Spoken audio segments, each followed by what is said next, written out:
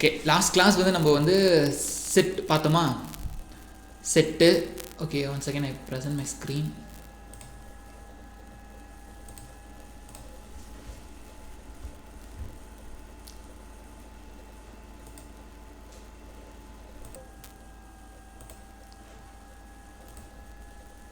Okay,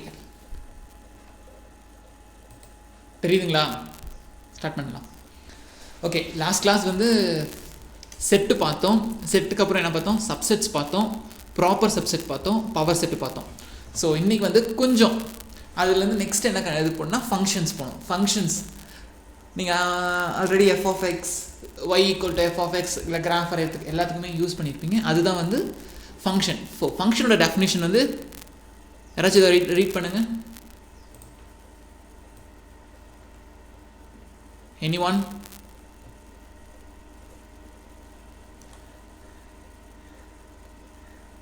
Anyone?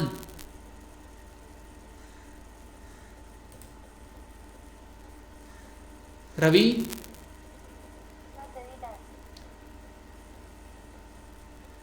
இப்போ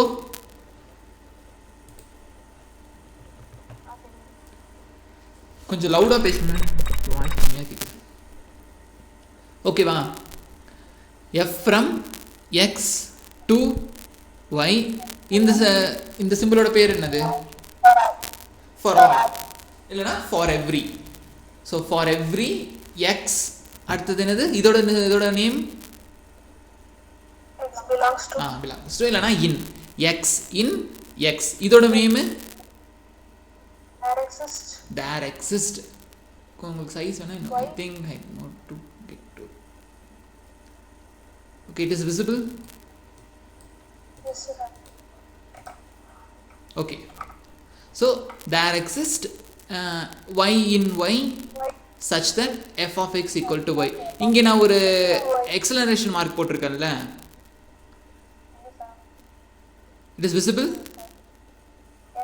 so இந்த exclamation mark வந்து எதுக்கு போட்டிருக்கோம்னா யூனிக் அப்படின்ற மீன் பண்ணுறதுக்காக போட்டிருக்கோம். இதோட தேர் எக்ஸிஸ்ட், இதோட மீனிங் வந்து unique. So F from X to Y for every X in X there exist unique Y in Y such that F of X equal to Y. இங்கே எக்ஸுன்றது ஒரு set, ஒய்ன்றதும் ஒரு set. என்னோடய function வந்து இப்போ நீங்கள் வந்து எடுத்திங்கன்னா நார்மலாக எப்படி இருக்கும்? இங்கேருந்து ஒரு டொமைன், இங்கேருந்து ஒரு டொமைன், இதுக்கு இங்கேருந்து ஒரு எஃப் கொடுப்பீங்களா? இதுதான் என்னோட எக்ஸு, இதுதான் என்னோட ஒய். ஸோ எக்ஸ்லேருந்து ஒய்க்கு போகிறது. ஸோ இங்கே எடுக்கிற ஒவ்வொரு எக்ஸுக்குமே யூனிக்காக ஒரு ஒய் கிடைக்கணும். 2 ஒய் கிடைக்கக்கூடாது. 2 ஒய் கிடைச்சா அவன் ஃபங்க்ஷன் கிடையாது. ஸோ இங்கேருந்து ஒரே ஒரு ஒய் தான் கிடைக்கணும். So for every X in X there exist unique y in y such that f of x equal to y. இது அண்டர்ஸ்டாண்டபிள் ஆயிருச்சா?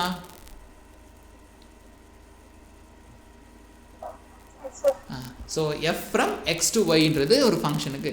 இப்போது இது அப்படியே வந்து x from x to y வந்து ஃபங்க்ஷன்னு சொல்கிறதுக்கு இந்த டெஃபினேஷன். ஃபங்க்ஷன் இல்லைன்றதுக்கு என்ன சொல்லலாம்?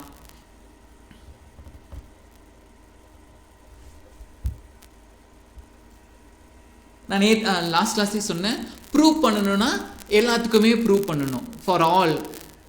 டிஸ்ப்ரூவ் பண்ணணும்னா ஏதோ ஒன்றுக்கு ப்ரூவ் பண்ணால் போதும். ஓகேவா? இப்போ நீங்கள் அதே வந்து டிஸ்ப்ரூவ் பண்ணணும்னா ஃபங்க்ஷன் இல்லைன்னு சொல்லணும்னா F from X to Y is a not a ஃபங்க்ஷன்னா இங்கே ஃபார் ஆல் இருக்கா? அதுக்கு பதிலாக there exist X in X.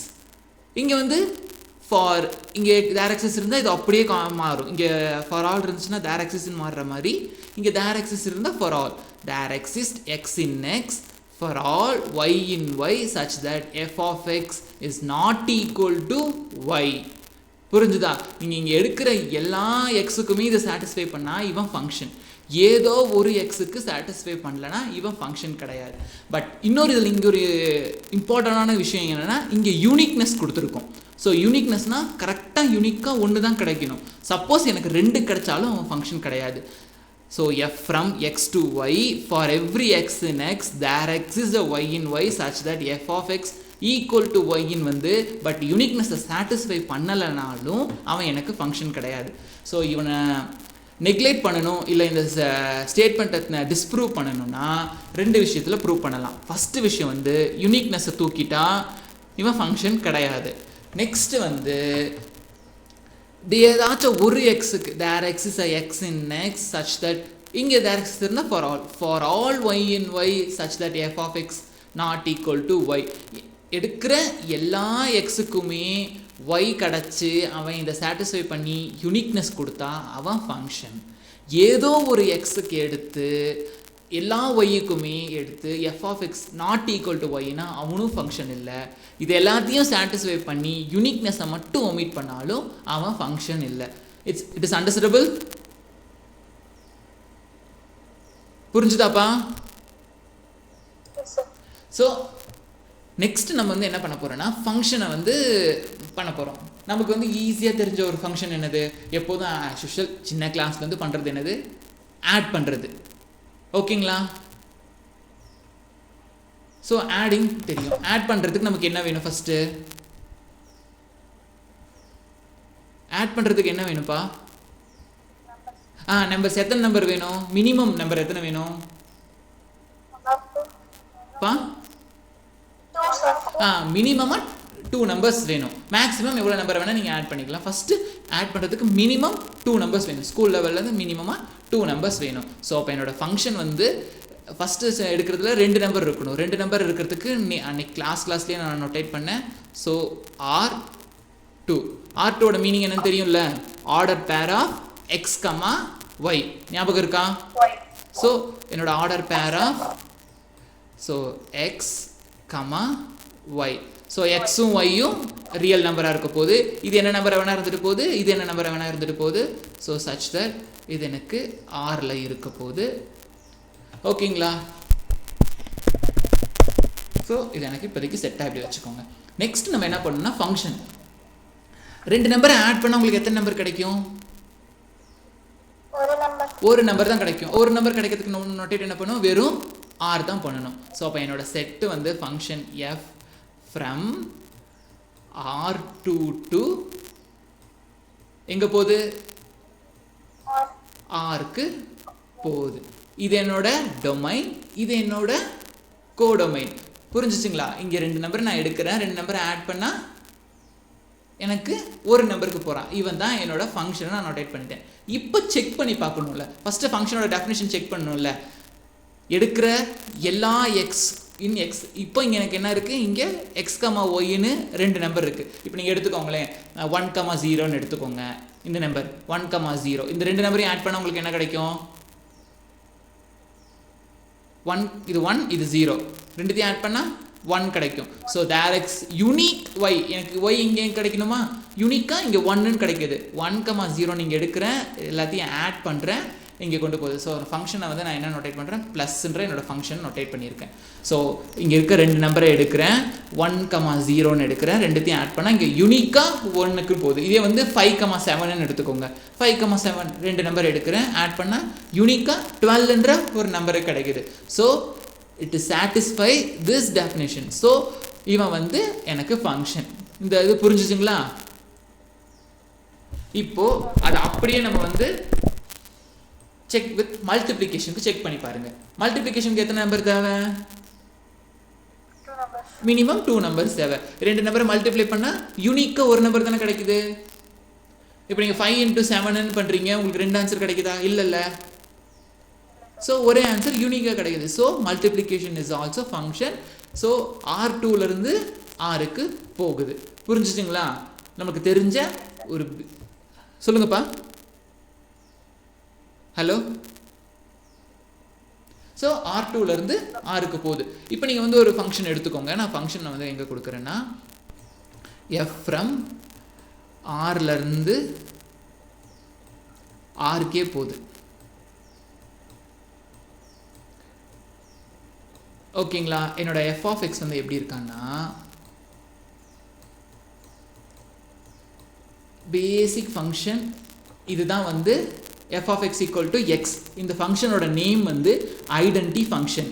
So நீங்கள் எடுக்கிற எல்லா எக்ஸுக்குமே எங்கே போவான், அதே எக்ஸுக்கு தான் போகிறான். இப்போ நீங்கள் 1ன்னு எடுத்திங்கன்னா எங்கே போவான், 1க்கு போவான். 2ன்னு எடுத்திங்கன்னா எங்கே போவான், 2க்கு போவான். ஸோ எடுக்கிற ஒவ்வொரு நம்பருக்கும் யூனிக்காக அதே நம்பருக்கு தான் போகிறான். ஸோ இப்போ இந்த டெஃபினிஷனை சாட்டிஸ்ஃபை பண்ணுறானா,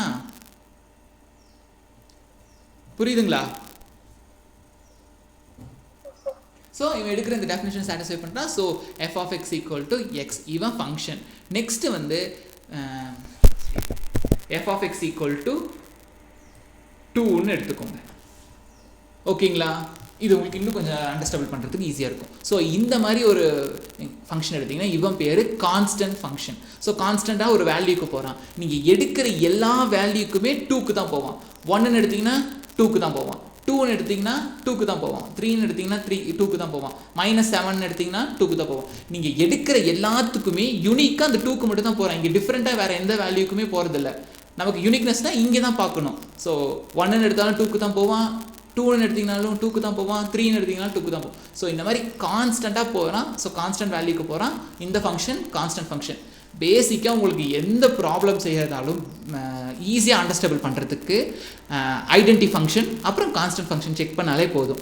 ஐடென்டி ஃபங்க்ஷன் வந்து F of X equal to X, constant function ஏதோ ஒரு கான்ஸ்டன்ட். இங்கே நீங்கள் 2 தான் வைக்கணும்னு அவசியம் இல்லை. நீங்கள் சம் கான்ஸ்டன்ட் சின்னு வச்சுக்கோங்க. எந்த நம்பருக்கு வேணாலும் போகிறான்னு வச்சுக்கோங்க. ஸோ எந்த கான்ஸ்டன்ட்டுக்கு போனாலும் அவன் கான்ஸ்டன்ட் ஃபங்க்ஷன் ஈஸியாக சாட்டிஸ்ஃபை பண்ணுறான்னு செக் பண்ணிடலாம். நெக்ஸ்ட்டு வந்து இந்த ஃபங்க்ஷன் எக்ஸ் ப்ளஸ் 1. இப்போ நீங்கள் 1 எடுத்திங்கன்னா 1 + 1ன்னு சொல்லி 2க்கு போவான். அடுத்தது 2ன்னு எடுத்திங்கன்னா 2 + 1ன்னு சொல்லி 3க்கு போவோம். ஸோ இந்த ஃபங்க்ஷன் வந்து ட்ரான்ஸ்லேட் பண்ணுறோம். ஒரு நம்பர் கூட ஆட் பண்ணி பண்ணுறோம். இது ட்ரான்ஸ்லேஷன் ஃபங்க்ஷன். இந்த மாதிரி நிறைய ஃபங்க்ஷன்ஸ் இருக்குது. ஃபர்தராக ஃபஸ்ட்டு பேசிக் ஃபங்க்ஷன்னா என்னன்னு புரிஞ்சுக்கோங்க. இப்போ நான் நெக்ஸ்ட்டு வந்து என்ன சொல்லணும்னா, இவன் ஃபங்க்ஷன் இல்லைன்னு சொல்லணும்னா அதுக்கு ஒரு எக்ஸாம்பிள் கொடுப்போமா?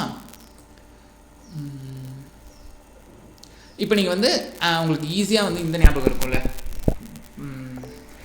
டொமைன் கோடொமைன் வரையில அது ஈஸியாக நீங்கள் ஞாபகம் வச்சுக்கலான்னா, ஸோ டொமைன் இங்கே 1 இங்கே 2 இருக்கானா, ஸோ யூனிக்காக போகணுன்னா 1 வந்து 1க்கு போகணும். திருப்பி இவனே இந்த 1 வந்து 5க்கு போகிறான்னு வச்சுக்கோங்க.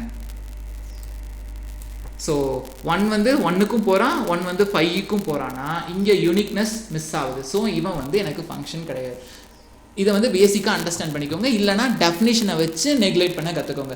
யூனிக்னஸ் மிஸ் ஆகணும் இல்லையா? F of X not equal to Y, ஏதோ ஒரு எக்ஸுக்கு இங்கே இருக்க எல்லா நம்பருக்குமே சாட்டிஸ்ஃபை பண்ணணும். இப்போ 2 வந்து 5க்கு போயிருக்கணும். இங்கேயும் ஏதோ ஒரு நம்பர் மிஸ் ஆயிடுச்சு. இப்போ 3ன்ற ஒரு நம்பர் இங்கே எங்கேயுமே அசைன் ஆகாமல் இருந்துச்சுன்னா இவன் ஃபங்க்ஷன் கிடையாது. இங்கே இருக்க எல்லாருக்கும் அசைன் ஆகிருக்கணும், இங்கே இருக்கவனுக்கு யூனிக்காக அசைன் ஆகிருக்கணும். அப்படி இருந்துச்சுனாலே போதும், இவன் வந்து ஃபங்க்ஷன். அதுவும் இங்கே இருக்க 1 வந்து 1க்கு போகணும், இந்த 1 வந்து 5க்கு போனதுனால ஃபங்க்ஷன் இல்லை. இந்த 1 வந்து 5ன்றதை ரிமூவ் பண்ணிட்டோம்னா, 1ன்றது 5க்கு ரிமூவ் பண்ணிட்டோம்னா உங்களுக்கு ஃபங்க்ஷன் வந்துடும். ஓகே, நெக்ஸ்ட்டு வந்து ஃபங்க்ஷன் முடிச்சாச்சு. நெக்ஸ்ட் என்ன, ஃபங்க்ஷனுக்கு அப்புறம் என்ன இருக்குது சொல்லுங்கப்பா?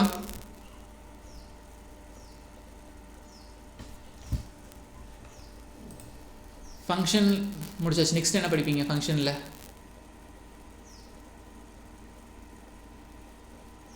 கேக்குதா? ஹலோ ஹலோ ரவி, சொல்லுங்க சார். கேக்குதா ரவி பேசுறது? கேக்குது சார், கேக்குது சார், நல்லா தெளிவா தான் கேக்குது. ஓகே, யாரும் பதிலே சொல்கிறதில்ல, அதனால தான். ஓகே, நெக்ஸ்ட் வந்து நம்ம இதோட நேம் என்னன்னு தெரியுதுங்களா? 1-to-1 ஃபங்க்ஷன் இல்லைனா 1-1 ஃபங்க்ஷன். ஸோ 1-1 ஃபங்க்ஷன்னா ஒன்றும் இல்லைங்க. ஃபஸ்ட்டு வந்து அவன் ஃபங்க்ஷனாக இருக்கணும். இந்த இது வந்து இங்கே நீங்கள் ஃபங்க்ஷன், இது வந்து ஃபங்க்ஷனாக இருக்கணும். ஃபஸ்ட்டு அவன் 1-1 ஃபங்க்ஷன்னா அவன் ஃபங்க்ஷனாக இருக்கணும். அவன் ஃபங்க்ஷனாக சாட்டிஸ்ஃபை பண்ணால் தான் நீங்கள் அடுத்த கண்டிஷன் செக் பண்ணணும். ஸோ ஃபஸ்ட்டு அவன் ஃபங்க்ஷனாக இருக்கணும். ஃபங்க்ஷனாக இருக்கிறான்னா நீங்கள் டொமைன்லேருந்து 2 எலிமெண்ட் எடுக்கணும். டொமைன்லேருந்து 2 எலிமெண்ட் எடுக்கணும்னா, so for all X comma Y ஏதோ 2 எலிமெண்ட்டை நீங்கள் எடுத்துக்கோங்க. இல்லை இதுக்கு எல்லா எலிமெண்ட்டுக்கும் நீ செக் பண்ணுங்கள். பிலாங்ஸ் டு எக்ஸில் எடுத்துக்கணும். F of X equal to F of ஒய்யாக இருக்கணும். இம்ப்ளைஸ் எக்ஸ் ஈக்குவல் டு ஒய்ன்னு வந்துருச்சுன்னா இவன் எனக்கு 1-1 ஃபங்க்ஷன். ஸோ நமக்கு தெரிஞ்ச பேசிக் டெஃபினிஷனுக்கு திருப்பி வருவோம். நம்ம இது என்னது, நம்ம அடிஷன் ஃபங்க்ஷனே வச்சுக்குவோம், நமக்கு இன்னும் ஈஸியாக இருக்கிறதுக்கு அடிஷன் ஃபங்க்ஷனே வச்சுக்குவோம். ஸோ அடிஷன் ஃபங்க்ஷனுக்கு இங்கே என்னது R2லேருந்து Rக்கு போகணும். இவன் ஃபங்க்ஷன் உங்களுக்கு தெரியுமா? இப்போ நமக்கு என்ன பண்ணணும், f of x equal to f of yன்னு எடுக்கணும். So f of x equal to f of yனா, ஸோ இங்கே வந்துடலாம், நமக்கு அடிஷன் ஃபங்க்ஷன் பேசுகிறோம். ஸோ அடிஷன் ஃபங்க்ஷன் அதை ஞாபகம் வச்சுக்கோங்க. ஸோ என்ன பண்ணணும்னா f of x equal to f of y இருக்கணும். So implies x equal to y இருக்கணும். நான் இங்கே என்ன எடுக்க போகிறேன்னா 12ன்னு எடுக்க போகிறேன், இங்கே என்ன எடுக்க போகிறேன் 12 எடுக்கிறேன். 12 equal to 12 so 12 equal to 12. ஆனால் இந்த ஃபங்க்ஷனோட என்னோட டொமைன் ஃபேஸ் என்னென்னு எடுக்கிறேன்னா 5 + 7ன்னு எடுக்கிறேன். ஓகேவா? இவன் x1 இவன் x2ன்னு வச்சுக்கோங்க. 5 + 7. இதே இவனுக்கு நான் என்ன எடுக்கிறேன்னா 7 + 5ன்னு எடுக்கிறேன். ஸோ இவன் ரெண்டு ஆன்சரும் எனக்கு சேம், பட் இங்கே 5 இருக்கா, இங்கே 7 இருக்கா, இங்கே 7 இருக்கா, இங்கே 5 இருக்கா. ஸோ இவன் எனக்கு என்னன்னு வர மாட்டான், 1 ஃபங்க்ஷனாக வர மாட்டான். புரிஞ்சிச்சுங்களா? அதுதான்ப்பா, இவன் x1 x2 இவன் x1 x2 x1 equal to x2வா, 5 equal to 7ஆ? இல்லை. 7 equal to 5ஆ? கிடையாது. இவனும் சேமாக இருக்கணும், இவனும் சேமாக இருக்கணும், இவனும் சேமாக இருக்கணும், இவனும் சேமாக இருக்கணும். அதுதானே, இதுதானே என்னோட எக்ஸோட இது வந்து என்னோட y. ரெண்டும் சேமாக இருக்கான்னு பாருங்க. 5 இங்கே 7, இங்கே 7, இங்கே 5. இல்லைல்ல? இல்லைன்னா உங்களுக்கு இன்னும் ஈஸியாக எடுக்கிறீங்கன்னா எடுத்துக்கோங்க ஃபங்க்ஷன். நான் ஒரு ஈஸியாக ஃபங்க்ஷன் சொல்கிறேன். f of x equal to x² எடுத்துக்கோங்க. சரியா? அதே இப்போ நான் f of xன்றவனை வந்து என்னென்னு எடுத்துக்கிறேன்னா 4ன்னு எடுத்துக்கிறேன். இவனே வந்து எனக்கு f of yன்னு எடுத்துக்கோங்க. ஓகேவா? இவனை வந்து நான் 2ன்னு எடுக்கிறேன், இவனை வந்து நான் -2ன்னு எடுக்கிறேன். ரெண்டு சேமா? ஸோ இப்போ இவன் வந்து function, but not 1 function, because இவன் எனக்கு 2, இவன் எனக்கு -2. அதே தான் இங்கே பாருங்கள், இவன் x1 கோஆர்டினேட், இவன் x2 கோஆர்டினேட், இவன் x1 கோஆர்டினேட், இவன் x2 கோஆர்டினேட். x1 கோஆர்டினேட் 5 இருக்கா, இங்கே 7 இருக்கான், இவனும் ஆகலை. இங்கே 7 இருக்கா, இங்கே 5 இருக்கான், ஸோ இவனும் ஆகலை. ஸோ 1 ஃபங்க்ஷன் சாட்டிஸ்ஃபை பண்ணலை. இன்னும் ஈஸியாக செக் பண்ணணும் அப்படின்னா இவனோட டைமென்ஷன் பாருங்களேன். இவன் வந்து செகண்ட் ஆர்டர், இவன் வந்து ஃபர்ஸ்ட் ஆர்டர், இங்கே R1. இவனை விட இவன் பெருசாக இருந்தால் 1 ஃபங்க்ஷன் சாட்டிஸ்ஃபை பண்ண மாட்டான். ஓகேங்களா? அது அப்படி கூட பார்க்கலாம். உங்களுக்கு ஈஸியாக தெரியணும்னா இந்த கண்டிஷனை சாட்டிஸ்ஃபை பண்ணாலே போதும். So x equal to y இருக்கணும். ஸோ இவன் வந்து not equal to y. So இவன் எனக்கு 1 ஃபங்க்ஷன் கிடையாது. ஓகேங்களா? இப்போ நீங்கள் உங்களுக்கு தெரிஞ்ச அதே வந்து f of x equal to xன்னு எடுத்துக்கோங்க. நமக்கு தெரிஞ்ச, இல்லைனா x + 1ன்னு எடுத்துக்கோங்க. இந்த ஃபங்க்ஷன் சாட்டிஸ்ஃபை பண்ணணும்னா f of x equal to இதுனா இங்கே 7ன்னு எடுத்துக்கோங்க. இங்கே 7, f of y 7ன்னா கண்டிப்பாக இங்கே x என்னவா இருக்கணும், 6ஆக இருந்தால் மட்டும்தான் 6 + 1 7. இங்கே 6 + 1 = 7ன்னு வரும். ஸோ இவன் எனக்கு 1 ஃபங்க்ஷன். இல்லையே இதே வந்து 1 செக் பண்ணுறதுக்கு கான்ட்ரா பாசிட்டிவ் மெத்தடில் இன்னொரு டைம் செக் பண்ணலாம். கான்ட்ரா பாசிட்டிவ் மெத்தட்னா இதை அப்படியே உல்டா பண்ணி போடணும்.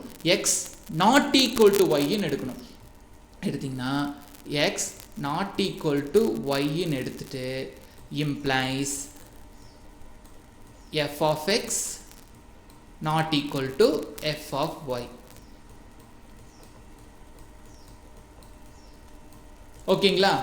ஸோ இது எனக்கு கான்ட்ரா பாசிட்டிவ்ல இதே மாதிரி f of x equal to f of y implies x equal to y ன்னு சொன்னாலும் 1 தான். இதே contra பாசிட்டிவ்ல x not equal to y ன்னு எடுத்து f of x not equal to f of y ன்னு சொல்லலாம். இப்போ நான் இதே நான் சொல்கிறேன் பாருங்களேன். 2 not equal to -2 இந்த கண்டிஷனுக்கு எடுத்துட்டேன். But f of x not equal to f of y வந்து வரணும். But f of x equal to f of y வந்துருச்சு. ஸோ இவன் எனக்கு 1 கிடையாது. இங்கே எடுத்தால் இப்படி பண்ணணும், அதே வந்து இப்படி எடுத்திங்கன்னா இப்படி பண்ணணும். ஸோ 1 இல்லைன்றதுக்கு இப்படி சொல்லணும், 1 இருக்குன்றதுக்கு இதை சாட்டிஸ்ஃபை பண்ணால் போதும். இல்லையா, இதை சாட்டிஸ்ஃபை பண்ணால் போதும். சேம் உங்களுக்கு அடிஷன் செஞ்சு பார்த்துட்டிங்கன்னா நெக்ஸ்ட்டு மல்டிப்ளிகேஷன் இதே ட்ரை பண்ணுங்கள். மல்டிப்ளிகேஷனுக்கு அதே வந்து உங்களுக்கு தெரிஞ்ச ஒரு நம்பர் எடுத்துக்கோங்க. ஒரு 20ன்னு எடுத்துக்கோங்க, 10 × 2ன்னு எடுத்துக்கோங்க. வேறு எப்படி எடுக்க போகிறீங்க, 5 × 4ன்னு எடுத்துக்குவீங்களா? உங்களுக்கு அது இன்னும் கம்ஃபர்டபுளாக இருக்கும். ஸோ 10னா 10 × 2னா 20, எனக்கு இங்கே f of x கிடச்சிருவான். அதே 5 × 4னாலும் 20 கிடச்சிருவான். ஸோ ரெண்டும் சேம் ஆன்சர், பட் வேறு வேறு டொமைனில் இருக்க பாயிண்ட்லேருந்து வருது. அப்போ 1 கிடையாது. 1 இருக்குன்னா இதை சாட்டிஸ்ஃபை பண்ணணும். ஓகேங்களா? ஃபங்க்ஷன் முடிஞ்சிச்சு. 1 ஃபங்க்ஷன் அண்டர்ஸ்டாண்டபிள் ஆயிருச்சா? நெக்ஸ்ட் போலாமா? எலமெண்ட்ஸ் வந்து வேற மாதிரி கூட இருக்கலாமா சார்? சொல்லுங்கப்பா, எப்படி கேளுங்கப்பா, புரியுது. நம்பர்ஸ் வந்து வேற மாதிரி கூட இருக்கலாம். எங்க டொமைன்ல சொல்ல வரீங்களா, கோ டொமைன்ல சொல்ல வரீங்களா? டொமைன்ல எலிமெண்ட்ஸ் வேற மாதிரி இருக்கலாம், பட் இங்கே போகிறது ஒரே மாதிரி இருக்கான்னு கேட்குறீங்களா? ஃபங்க்ஷன் கேட்க வரீங்களா, 1 ஃபங்க்ஷன் கேட்க வரீங்களா? 1 ஃபங்க்ஷனாக இருக்கணும்னா இப்போ நீங்கள் டொமைனில் எடுக்கிற எலிமெண்ட்ஸ் வேறு எடுக்கிறீங்களா? எக்ஸ் நாட் ஈக்குவல் டு ஒய்ன்னு எடுக்கிறீங்களா? ஸோ இதுக்கு வச்சுக்கோங்க, there exist x not equal to y. இப்போ 2 எக்ஸ் எடுக்கிறீங்க, எக்ஸ் ஒரு ஒய்ன்னு எடுக்கிறீங்க, ரெண்டும் வேறு பாருங்க. 2 நாட் ஈக்குவல் டு -2 எடுக்கிறீங்க. எஃப் ஆஃப் எக்ஸும் not equal to F of ஒய்ன்னு வந்துச்சுன்னா இவன் எனக்கு 1 ஃபங்க்ஷனாக வந்துடும். நீங்கள் இதுக்கே செக் பண்ணுங்கள். நான் அதான் சொன்னேன், எந்த செக் பண்ணாலும் ஐடென்டி ஃபங்க்ஷன் எடுத்துக்கோங்க, கான்ஸ்டன்ட் ஃபங்க்ஷன் எடுத்துக்கோங்க. ஐடென்டி ஃபங்க்ஷன்னா எக்ஸ் ஈக்குவல் டு எக்ஸ். நான் எஃப் ஆஃப் எக்ஸ் வந்து என்ன எடுக்க போகிறேன்னா, ஃபஸ்ட்டு எக்ஸை வந்து 7 எடுக்கிறேன், ஒய்யை வந்து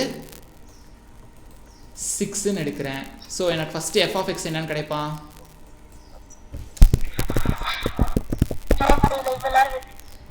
ஸோ எஃப் ஆஃப் எக்ஸ் வந்து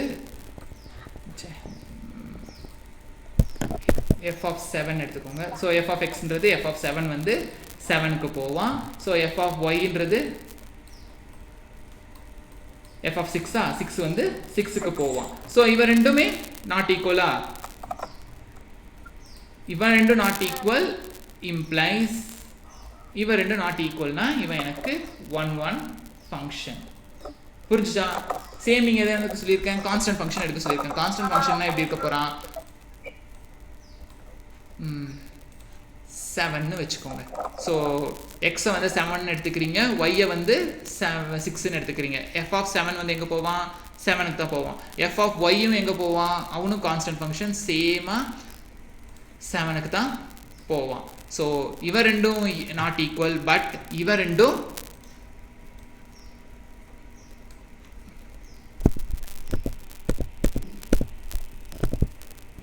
எனக்கு ஈக்குவலாக மாறிடுறான்.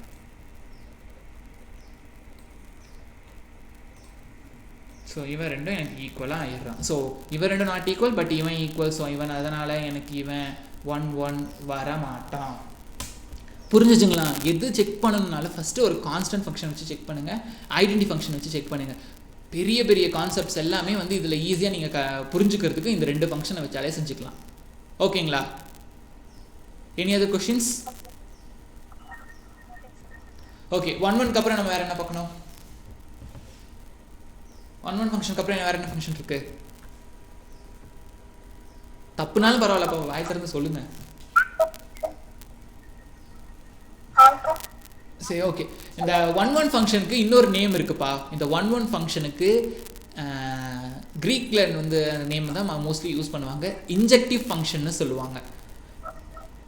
புரிஞ்சுச்சிங்களா? Injective function. டெக்ஸ்ட் வருமான்னு தெரியல.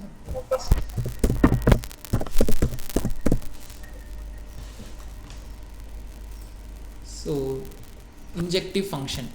அதே வந்து நெக்ஸ்ட் நம்ம பார்க்க போகிறது 1க்கு அப்புறம் ஸ்கூல் லெவல்லேருந்து ஆன் டு ஃபங்க்ஷன். ஓகேங்களா? தெரியுதா? விசிபிளாக இருக்கா? ஸோ நெக்ஸ்ட் நம்ம என்ன பார்க்க போகிறோம்? Onto function. ஆன் டுனா ஃபஸ்ட்டு அவன் என்னவாக இருக்கணும்னா, ஃபஸ்ட்டு அவன் ஃபங்க்ஷனாக இருக்கணும். நீங்கள் எந்த இது ஃபங்க்ஷன் செக் பண்ணாலும் ஆன் டு ஃபங்க்ஷனாக 1 ஃபங்க்ஷனாக மற்ற ஃபங்க்ஷன்ஸ் எல்லாம் செக் பண்ணிடுறேன். ஃபஸ்ட்டு அவன் ஃபங்க்ஷனாக செக் பண்ணிக்கோங்க. ஸோ ஆன் டு ஃபங்க்ஷன்னா ஃபஸ்ட்டு அவன் ஃபங்க்ஷனாக இருக்கணும். ஃபங்க்ஷனாக ஆனதுக்கப்புறம் நமக்கு ஆஸ் யூஷுவல் ஃபங்க்ஷன் எப்படின்னு வச்சுருக்கோம்? எஃப் ஃப்ரம்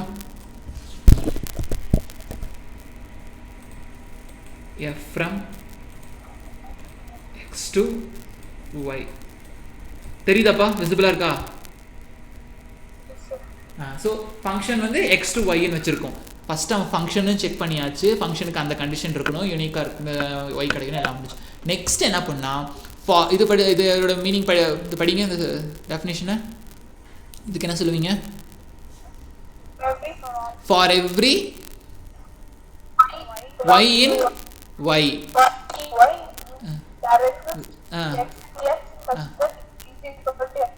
ஸோ இங்கே பாருங்கள், ஃபஸ்ட்டு அவன் ஃபங்க்ஷன்ன்றது இங்கே பார்த்து முடிச்சாச்சு. நெக்ஸ்ட் ஆன் டு ஃபங்க்ஷன்னா கோடொமைன்லேருந்து செக் பண்ணணும். For every Y in Y, இங்கே இருக்கிற ஒவ்வொரு ஒய்யுக்குமே ஒரு எக்ஸ் கிடச்சா போதும். There exist X in X. இங்கெல்லாம் யூனிக்னஸ்லாம் இங்கே தேவை கிடையாது. So there exist X in X such that Y equal to F of X. ஓகேங்களா? ஸோ இங்கேருந்து எடுக்கிற ஒவ்வொன்றுக்குமே இங்கே இருக்குதா போதும். ஸோ இப்போ அவன் ஆன் டூன்றதுக்கு இந்த டெஃபினேஷன் ஓகே. இவன் ஆன் டூ இல்லை. ஹலோ, கேக்குதாப்பா இப்போ? இப்போதான் sir. So f from x to y is said to be an onto function. First it should be a function. Next, for all illana for every y in y there exists a x in x such that y equal to f of x.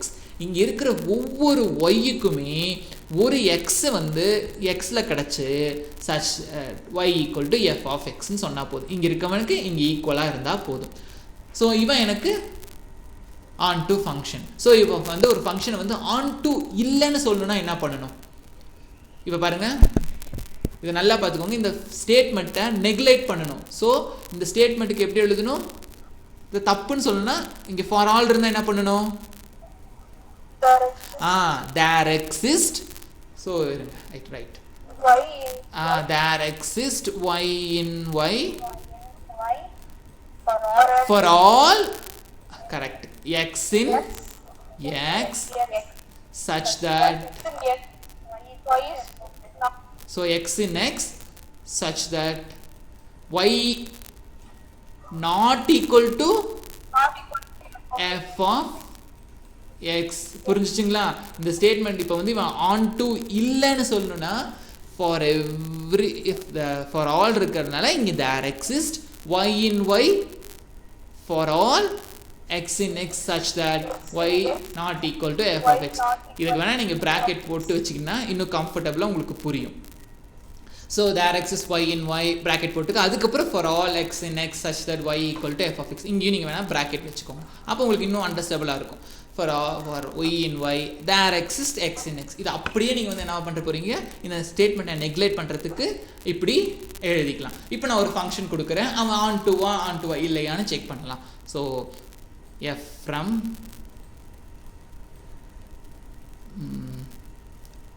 எங்கேருந்து போகுது, நமக்கு ஆறுலேருந்து ஆறுக்கு போகுதுன்னு வச்சுக்குவோம். So ஆறுலேருந்து ஆறுக்கு போகுது.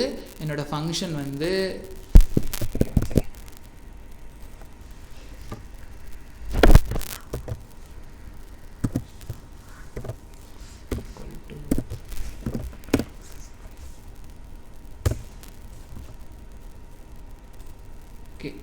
it is visible, தெரியுதுங்களா? So f of x equal to x square.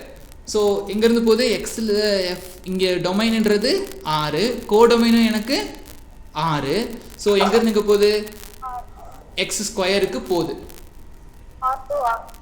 இல்லைப்பா, நீங்கள் ஒரு நம்பர் எடுத்து ஸ்கொயர் பண்ணிங்கன்னா உங்களுக்கு என்ன நம்பர் கிடைக்கும்? 2 நம்பராக கிடைக்குது, ஒரு நம்பர் தான் கிடைக்குது. 7 ஸ்கொயர் பண்ணிங்கன்னா உங்களுக்கு என்ன கிடைக்கும்? 7 ஸ்கொயர் பண்ணால் என்ன கிடைக்கும்?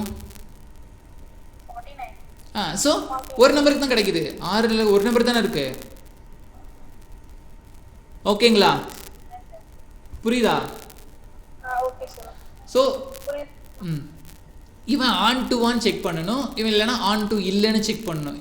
ஸோ எப்படி ஃபஸ்ட்டு ஆன் டு இல்லை, இது ஆன் டு கிடையாது. ஸோ நான் ஆன் டு இல்லைன்றதை நான் சொல்லித்தரேன். ஸோ ஆன் டு இருக்குன்னா எல்லாத்துக்குமே சாட்டிஸ்ஃபை பண்ணணும். ஆன் டு இல்லை அப்படின்னா there exists y in y for all x in x such that y not equal to f of x. எங்கே பார்க்குறோம்? நமக்கு இந்த விஷயத்தில் பார்க்குறோம், கோடொமைனில் இவனை பார்க்குறோம். ஸோ இவனில் எல்லா நம்பருமே இருப்பான். ஆறில் என்ன நம்பர் இருப்பான்? பாசிட்டிவ் இருப்பான், நெகட்டிவ் இருப்பான், பாயிண்ட் வச்சது இருப்பான், எல்லாமே இருப்பானா? நான் என்ன நம்பர் எடுத்துக்கிறேன்னா நெகட்டிவ் நம்பர்ஸ் எடுத்துக்கிறேன். நெகட்டிவ் நம்பர்ஸில் ஏதோ ஒரு நம்பர் சொல்லுங்கள். ஏன்னா இங்கே ஏதோ ஒரு நம்பர் எடுத்தால் போதும். ஸோ தேர் எக்ஸிஸ்ட் -3 வச்சுக்கோமா. ஸோ -3 இங்கே இருக்கா? ஹலோ. ஸோ நீங்கள் இங்கே பாருங்களேன், ஆறில் எந்த பாசிட்டிவ் நம்பர் எடுத்தாலும் பாசிட்டிவ்க்கு போயிடுவோம்ப்பா. x² பண்ணால் எல்லா நெகட்டிவ் நம்பர் எடுத்தாலும் அவனு இங்கே போயிடுவான், பாசிட்டிவ் போயிடுவான். ஸோ இங்கே நெகட்டிவ் நம்பர்ஸ் எல்லாம் பேலன்ஸ் அப்படியே கிடப்பான். ஸோ அந்த நெகட்டிவ் நம்பர் எடுத்துக்கிறேன். There exist 3 belongs to R. இங்கே ஆர்ன்றது என்னோட y. ஸோ ஃபார் ஆல் இப்போ என்னோட x in x இந்த 3 வந்து எங்கேயாச்சும் மேப் ஆகிருப்பானா? இங்கேருந்து ஏதோ ஒரு வேல்யூ வந்து 3க்கு வந்திருப்பானா? எந்த வேல்யூமே -3க்கு வரவே மாட்டான். புரிஞ்சுச்சுங்களா? எந்த இப்போ நீங்கள் வந்து -3 எடுத்திங்கன்னா அவன் 9க்கு போயிடுவான். ஸோ எல்லா வேல்யூமே வேறு இடத்துக்கு போயிடுவான். இந்த மைனஸ் நம்பருக்கு இங்கே எதுவுமே வரமாட்டான். ஸோ இங்கே 3 அந்த நெகட்டிவ் நம்பர்ஸ் எல்லாம் பேலன்ஸ் இருப்பான். அதுலேருந்து தேர் exists 3 belongs to R for every x in x such that இந்த 3க்கு ஈக்குவலாக 3 not equal to f of x, sorry -3 is not equal to f of x. இந்த -3க்கு ஈக்குவலாக இங்கே ஒரு நம்பருமே கிடைக்க மாட்டான். ஸோ அதனால் இவன் எனக்கு ஆன் டு ஃபங்க்ஷன் கிடையாது. இன்னும் ஈஸியாக உங்களுக்கு இன்னும் புரியணும்னா ஒரு ஈஸியான ஃபங்க்ஷனாக இருக்குன்னு சொல்லணும்னா f of x equal to, so இது என்ன ஃபங்க்ஷன் தெரியுதா?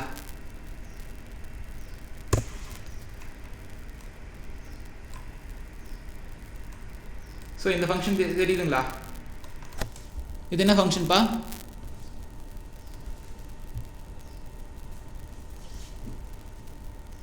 f of x equal to என்னது? mod x. ஸோ நீங்கள் எடுக்கிற பாசிட்டிவ் நம்பர்லாம் என்ன ஆயிரும்? பாசிட்டிவ் ஆயிரும். நெகட்டிவ் நம்பர்லாம் அப்போ நெகட்டிவ் நம்பர்ஸ்க்கு பேலன்ஸ் யாருமே இருக்க மாட்டாங்க. கரெக்டுங்களா? புரிஞ்சா? ஸோ அவனுக்கு ஆன் டூ வரமாட்டான். ஸோ இவனையே நீங்கள் வந்து 1-1 செக் பண்ணி பாருங்களேன். 1-1 இருக்கானான்னு செக் பண்ணி பாருங்கள். இவனுக்கும் 1-1 இருக்கானான்னு செக் பண்ணி பாருங்கள். இன்னும் நிறைய ஃபங்க்ஷன்ஸ் இருக்குது. f of x equal to x² + 1ன்னு போட்டுக்கலாம், இல்லைனா x³ போட்டுக்கலாம். உங்களுக்கு இன்னும் வேணும்னா x + mod x போட்டுக்கலாம். இந்த மாதிரி நிறைய ஃபங்க்ஷன்ஸ் இருக்குது. ஃபஸ்ட்டு அவன் ஃபங்க்ஷனான்னு செக் பண்ணுங்கள், அடுத்தது அவன் 1-1 செக் பண்ணுங்கள், அடுத்து அவன் ஆன் டு 1 செக் பண்ணுங்கள். இது 3 தான் மெயின் மேட்டர். வந்து ஃபவுண்டேஷனே இது தான். நீங்கள் அல்ஜிப்ரா எடுத்துக்கிட்டாலும் இது தான் படிக்க போகிறீங்க, ரியல் எடுத்துக்கிட்டாலும் இது தான் பார்க்க போகிறீங்க, காம்ப்ளெக்ஸ் எடுத்துக்கிட்டாலும் இது தான் பார்க்க போகிறீங்க, ஓஆர் எடுத்துக்கிட்டாலும் சொல்யூஷன் சால்வ் பண்ணுறதுக்கு பேசிக் வந்து ஈக்குவேஷனுக்கு கிராஃப் வரைய தெரிஞ்சிருக்கணும். ஸோ கிராஃப் வரைகிறதுக்கு ஃபங்க்ஷன்ஸ் தான் வேணும். ஸோ இந்த 4 சப்ஜெக்ட்டுக்குமே பேஸ் இது தான். ஸோ ஃபஸ்ட்டு வந்து ஃபங்க்ஷனை பார்த்துக்கோங்க, அடுத்தது அவன் 1-1 பாருங்கள், அடுத்து ஆன் டு 1 பாருங்கள். ஒரு ஃபங்க்ஷன் வந்து 1-1 இருந்து ஆன் டுவாகவும் இருந்தால் அவன் பைஜெக்டிவ். அந்த ஃபங்க்ஷன் பேர் பைஜெக்டிவ். ஒரு ஃபங்க்ஷன் 1-1 இருந்து ஆன் டுவாகவும் இருந்தால் அவன் ஃபங்க்ஷன் வந்து பைஜெக்டிவ். இந்த 1-1க்கு வந்து இன்னொரு பேர் சொன்னல, இன்ஜெக்டிவ்னு சொன்னேன். அதே ஆன் டுக்கு வந்து இன்னொரு பேர் வந்து சர்ஜெக்டிவ்.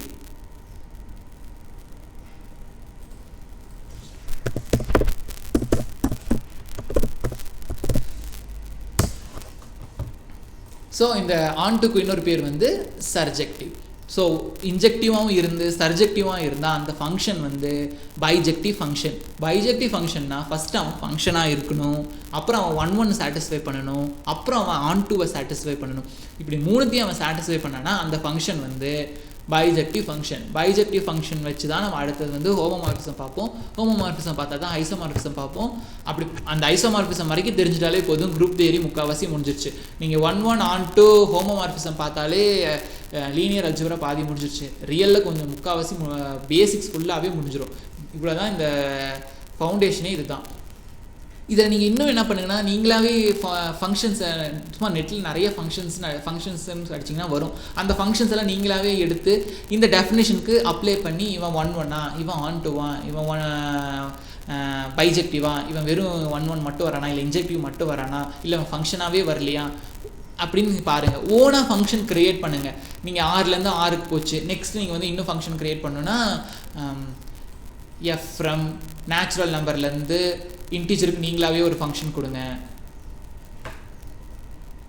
ஸோ அடுத்தது இன்டீஜர்ஸ்லேருந்து நேச்சுரல் நம்பருக்கு நீங்கள் ஃபங்க்ஷன் கொடுங்க. அப்புறம் இன்டீஜர்லேருந்து க்யூக்கு ஃபங்க்ஷன் கொடுங்க. க்யூலேருந்து க்யூ காம்ப்ளிமெண்ட்டுக்கு கொடுங்க. க்யூலேருந்து ஆருக்கு கொடுங்க. ஆர்லேருந்து க்யூக்கு கொடுங்க.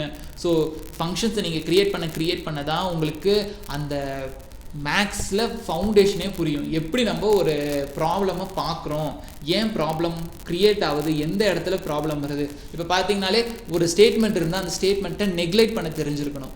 இவன் இவனை டிஸ்ப்ரூவ் பண்ண தெரிஞ்சிருக்கணும். அப்போ தான் வந்து நமக்கு அந்த பின்னாடி சொல்ல போகிற கான்செப்ட் சரி. இல்லைனா ஒரு கிராஃப் வரைஞ்சி, இப்போ x² நான் கிராஃப் வரைகிறேன்னா இப்படி போட்டு இப்படி கிராஃப் வரைஞ்சிருவேன் x²ன்னு. ஸோ உங்களுக்கு அந்த கிராஃபை ஏன் வரைகிறோம், இந்த கிராஃப்லேயே பாருங்கள் எல்லாமே மேலே மட்டும் தான் இருக்கான். இந்த கீழே இருக்க இந்த பாயிண்ட்டுக்கெல்லாம் எவனுமே இவன் டச் ஆகலை. ஸோ இவன் எனக்கு ஆன் டு கிடையாது. இப்படியும் பார்த்து சொல்லலாம், கிராஃபிக்கலாகவும் சொல்லலாம். ஸோ ஃபங்க்ஷன்ஸ் நீங்கள் க்ரியேட் பண்ணி பண்ணால் தான் உங்களுக்கு அது வேல்யூவாக இருக்கும். ஓகே, புரிஞ்சுச்சிங்களா? நெக்ஸ்ட் கிளாஸ் வந்து ஹோமோமார்ஃபிசம் பார்க்கலாம். ஹோமோமார்ஃபிசம் பார்த்தாலே போதும். ஃபஸ்ட்டு அதுக்கு முன்னாடி வந்து நீங்கள் ஃபங்க்ஷன்ஸை ஒழுங்காக கற்றுக்கோங்க, செட்டை ஒழுங்காக கற்றுக்கோங்க. செட்டு ஃபங்க்ஷன்ஸ் தெரிஞ்சிச்சுன்னா போதும், நம்ம ஹோமோமார்ஃபிசம் போகலாம். அப்புறம் நம்ம இன்னும் கொஞ்சம் வேணால் செட்டையே இன்னும் வரியாக பிரித்து எழுதலாம். நீங்கள் பேசிக் வந்து ரியல் அனாலிசிஸில் வெறும் ஆர் மட்டும் தான்ப்பா படிக்க போகிறீங்க. R2 R3 அப்படி கொஞ்சம் தான் போகும். மோஸ்ட்லி ஆர் தான் படிப்பீங்க. காம்ப்ளெக்ஸில் வெறும் சி மட்டும் தான் படிக்க போகிறீங்க. ஸோ இன்னும் கொஞ்சம் உங்களுக்கு ஃபவுண்டேஷன் தெரிஞ்சிருந்தா, ஏன்னா ஆரை படித்து போனீங்கன்னா ஃபுல்லாக உங்களுக்கு நேச்சுரல் நம்பர் தெரிஞ்சிருக்கணும், இன்டிஜர் தெரிஞ்சிருக்கணும், க்யூ தெரிஞ்சிருக்கணும், க்யூ காம்ப்ளிமெண்ட் தெரிஞ்சிருக்கணும். சி படிக்கணும்னா மொத்தம் 6மே தெரிஞ்சிருக்கணும். அப்போ தான் சி காம்ப்ளெக்ஸ் படிக்க முடியும். ஸோ ஃபவுண்டேஷன் தெரிஞ்சுக்கோங்க, செட்ஸ் தெரிஞ்சுக்கோங்க, ஃபங்க்ஷன்ஸ் தெரிஞ்சுக்கோங்க. ஃபங்க்ஷன்ஸ் தெரிஞ்சால் தான் இனி அடுத்த சீக்வன்ஸ், சீரீஸ், கன்வர்ஜென்ஸ் அப்படின்னு நிறைய விஷயம் இருக்குது. ஸோ அதெல்லாம் ரொம்ப ஈஸியான விஷயம் தான். பட் அந்த ஈஸியான விஷயத்துக்கு உங்களுக்கு என்ன தேவைன்னா செட்டு தேவை, ஃபங்க்ஷன்ஸ் தேவை. அது உங்களாலேயே செட்டை க்ரியேட் பண்ண முடியும், உங்களாலேயே ஃபங்க்ஷன்ஸ் க்ரியேட் பண்ண முடிகிற அளவுக்கு வந்துட்டிங்கன்னா எவ்வளோ பெரிய டாப்பிக்காக இருந்தாலும் சரி, எவ்வளோ கஷ்டமான விஷயத்தை அவங்க சொன்னாலும் உங்களுக்கு ஈஸியாக புரியும். ஈஸியாக புரியணும்னா ஈஸியான ஃபங்க்ஷன்ஸாக எடுக்கணும். ஒன்று கான்ஸ்டன்ட் ஃபங்க்ஷன் எடுத்து செக் பண்ணலாம், இல்லையா ஐடென்டி ஃபங்க்ஷன். அவங்க பெரிய பெரிய கான்செப்ட் சொல்கிறத சின்ன சின்னதில் செக் பண்ணலாம். சின்னதில் வந்துருச்சுன்னா அப்புறம் அவங்க சொல்கிற எக்ஸாம்பிள்ஸ் எல்லாம் நீங்கள் அப்ளை பண்ண உங்களுக்கு வந்துடும். இப்போ உங்களுக்கு ஐடென்டி ஃபங்க்ஷன்னா என்ன தெரிஞ்சிச்சுல, f(x) = x எடுத்திங்கன்னா ஐடென்டி ஃபங்க்ஷன். கான்ஸ்டன்ட் ஃபங்க்ஷன்னா ஏதோ ஒரு நம்பருக்கு கான்ஸ்டன்ட் ஃபங்க்ஷன் போகுது. இவ்வளோ தெரிஞ்சாலே போதும். இன்னும் வேணால் அதான் சொல்கிறேன், இப்போ மாட் ஃபங்க்ஷன் எடுத்திருக்கீங்க, x² ஃபங்க்ஷன் எடுத்திருக்கீங்க, x³ எடுத்துக்கலாம். அப்படி நீங்களாவே ஃபங்க்ஷன்ஸ் க்ரியேட் பண்ணலாம். இப்போ இங்கே 6லேருந்து 6க்கு போகிற மாதிரி பார்த்தோம். இங்கே ஃபஸ்ட்டு அதே அடிஷனுக்கு நம்ம என்ன பார்த்தோம். ஸோ அடிஷனுக்கு R2லேருந்து 6க்கு போச்சு. இதே வந்து நம்ம அன்றைக்கி R3லேருந்து R3 பார்த்தோம். அப்படின்னா R3னா ட்ரிபிள் பேர் x, y, z இந்த மூணுத்தையுமே வந்து எங்கே போகுதுன்னு செக் பண்ணுங்கள். அடுத்தது Rnன்னு எடுத்துக்கோங்க. எத்தனை நம்பராக இருந்தாலும் ஃபங்க்ஷன் எப்படி போகுதுன்னு பாருங்கள். ஸோ நம்ம ஒன்றும் இல்லை, நீங்கள் Rnக்கு ஃபங்க்ஷன் கொடுக்கணுன்னா இவ்வளோ கஷ்டப்படணும்னு அவசியமே கிடையாது. ஒரு கான்ஸ்டன்ட் ஃபங்க்ஷனே கொடுக்கலாம். கான்ஸ்டன்ட் ஃபங்க்ஷன் நீங்கள் எவ்வளோ தான் எடுத்தீங்கன்னு வச்சுக்கோங்களேன். f from தெரியுதாப்பா இல்லை ரொம்ப சின்னதாக இருக்கா? ஓகே. ஸோ f from Rnலேருந்து ஆறுக்கே போதும் நீங்கள் ஃபங்க்ஷன் கொடுக்கலாம். அது ஒரு கான்ஸ்டன்ட் ஃபங்க்ஷன் கொடுத்தீங்கன்னா போதும். எத்தனை பேர் வேணால் நீங்கள் எடுத்துக்கோங்க. A1 A2 A3 A4 AN வரைக்கும் ஒரு நம்பர் இங்கே கன்சிடர் பண்ணி இது எல்லாமே எங்கே போகுது, வெறும் ஒரு 3க்கு போகுதுன்னு கொடுத்தீங்கன்னா இது ஒரு கான்ஸ்டன்ட் ஃபங்க்ஷன். ஸோ எல்லாமே எனக்கு 6க்கு போகுதுன்னு ஈஸியாக முடிச்சிடலாம். இல்லைன்னா எனக்கு இங்கே R4 கொடுக்கணும்னு ஆசைப்பட்டிங்கன்னா R4.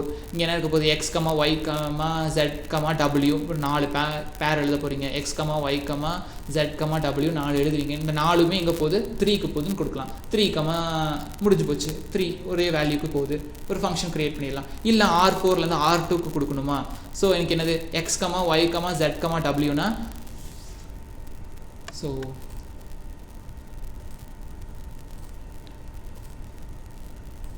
So x, y, z, w கொடுத்தீங்கன்னா இதெல்லாம் எங்கே போகுதுன்னு சொல்லலாம்.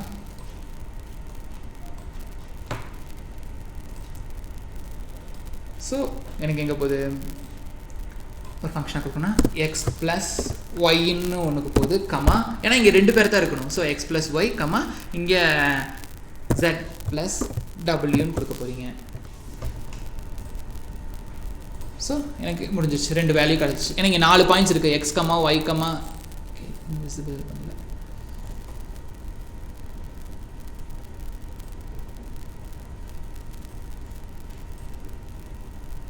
பாருங்க, x, y, z, w அப்படின்ற ஒரு 4 பாயிண்ட்ஸ் வந்து எங்கே போகுது, எக்ஸ் கம்மா எக்ஸ் ப்ளஸ் ஒய்னு ஒரு பாயிண்ட்டுக்கு போகுது, ஜெட் ப்ளஸ் டபிள்யூன்னு ஒரு பாயிண்ட் போகுது. ஸோ இங்கே எனக்கு 2 பாயிண்ட் தான் இருக்கணும். ஸோ ஆர்டர் பேர் கிடைக்குது. இங்கே எனக்கு 4 பேர்ஸ் இருக்குது. ஸோ இப்படி தான் ஃபங்க்ஷன் நீங்களாவே க்ரியேட் பண்ணி ஒன்ஸ் புரிஞ்சுக்கிட்டிங்கன்னா போதும். உங்களுக்கு தோன்ற கொஷினுக்கு எழுதிக்கிட்டே இருந்தீங்கனாலே உங்களுக்கு வந்துடும். அப்படி ஏதாச்சும் உங்களுக்கு டவுட் இருந்துச்சுன்னா நீங்கள் எப்போ வேணால் என்கிட்ட கேட்கலாம். ஓகேங்களா?